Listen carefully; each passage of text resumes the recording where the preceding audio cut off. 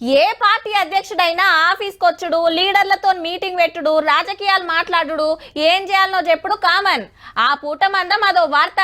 కానీ అలా బీఆర్ఎస్ ఆఫీస్కు కేసీఆర్ సార్ వస్తుండంటే 3 రోజుల సందే వార్త అయిందబ్బా. ఆఫీస్ అంతా గులాబీ తోరణాలతో షింగారిచ్చి జోరుగా ఎల్కని చెప్పిండ్రు. ఎందుకంటే సార్ ఎన్నడు రాడు కదా, పవర్ పోయిన కాంచెల్లి పరాకతిగా ఫామ్ హౌస్లు ఉంటుండే.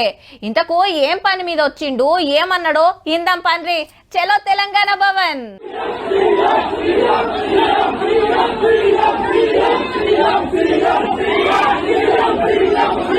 ఏహే ఎక్కడిది పార్టీ ఆఫీస్ కాడ సార్ కార్ దిగంగానే మాత్రం ఆగం ముంగడికి నడవనిస్తొట్టు ఒకలను పట్టకొగలు నూకేసుకునుడు, లొల్లి లొల్లి చేసుడు.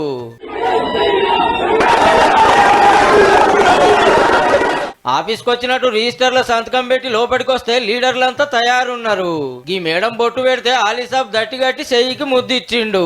ఎమ్మెల్యేలు, ఎంపీలు, ఎమ్మెల్సీలు, పాత జడ్పీ చైర్మన్లు, సీనియర్ లీడర్లు అంత వచ్చిండ్రు. షానొద్దులకు అధ్యక్షుల వారు మీటింగ్ పెట్టినందుకు.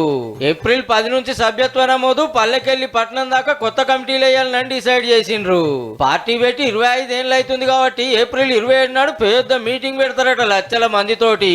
గా మీటింగ్ లో కేసీఆర్ సార్నే మళ్ళా అధ్యక్షుని చేసుకుంటారు. అధికారాన్ని అనుభవించి కష్టకాలంలో పార్టీకి దూరంగా ఉన్న మీద సీరియస్ అయిందట. ఏహే మన పార్టీ పని అయిపోయిందని కొందరు అన్నందుకే 10 మంది ఎమ్మెల్యేలు జంప్ అయిండ్రని గరమైందట.